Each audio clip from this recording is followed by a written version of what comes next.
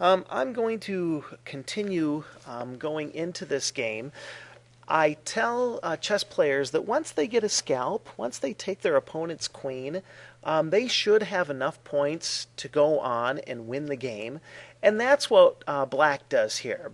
Black slowly earns more and more points throughout the chess game and eventually wins the game. But there's just a couple of positions that I would like to look at in this game. And I'll go through the next few moves kind of slowly. Black lost the bishop, but when you earn a queen, hey, that's okay. Queen is now into this area and is going to totally beat up this fortress, get some help from some other pieces, and try to checkmate the king. You can see that white only has one move. Seems like an awkward move, but it was actually a good move. And if you looked at the mentor lines, moving that king to d7 was the number one move in that position. White does some pawn grabbing here. Not necessarily the greatest move because now, we've got an X-ray attack here on two pieces. There we go. And I'm just going to go through some of these pieces or some of these moves kind of quickly. You can see now that Black is getting in for another checkmate, possibly moving the queen to h4 and then getting the queen here to h2 for another checkmate. You can see now that Black is ahead by 9 points in the game. That's actually, well, now you can see that the score is now at 11. Black puts the king in check, so king's going to have to get out of the way. And what used to be a nice little fortress here for the king has been totally ripped apart by Black. So Black's really doing a super job here. Black still continuing the attack here on White. And White's trying to block it the best that they can, but there's really not. I really like this sacrifice. And again, I'm not a great chess player, so it probably is not the greatest. Hey, well, what do you know? It is the best move. And this is a sneaky little thing that you can do in chess.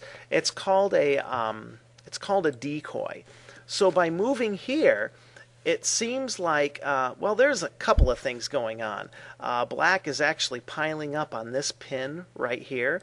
And so I'll go back a move. So you can see here that this piece is pinned and that the white rook cannot move.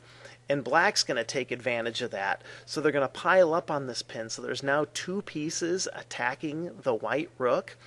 And there's nothing that white can do to save this piece. It's going to get taken no matter what.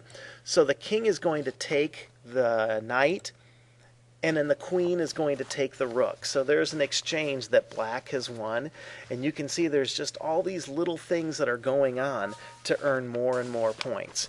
Now here is one of the big mistakes that White made. You could see that White is ahead by 12, or Black is ahead by 12 points. And the best move for Black in this position, actually they or White moves it right here.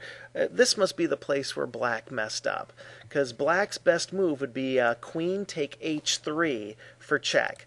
And by moving the queen to h3, the king has completely lost all of its protection right here.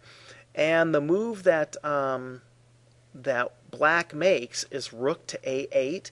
And if you look at the top four moves for Black, that's not even in there. So Black is going to slowly, I don't want to say let White back into the game, but give them an opportunity to get back in.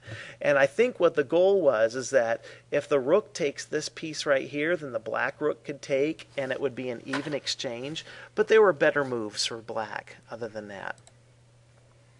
So White goes ahead and takes, and they're putting an attack here on the king, and that's a tempo. The king's going to have to move out of the way. But here White makes their absolute deadly mistake, which completely ends the game. You can see the top 5 moves for White, and that wasn't supposed to be what White did. I accidentally hit it by mistake. What White did in the game is they moved right here, but you can see it is a checkmate in 1. And what Black did is they just moved their rook all the way down here to a1, and the game is over. Checkmate. As you can see, the king is in check, and the king can't move to either one of these squares here, or else it'll be captured by the queen, and so the game is over.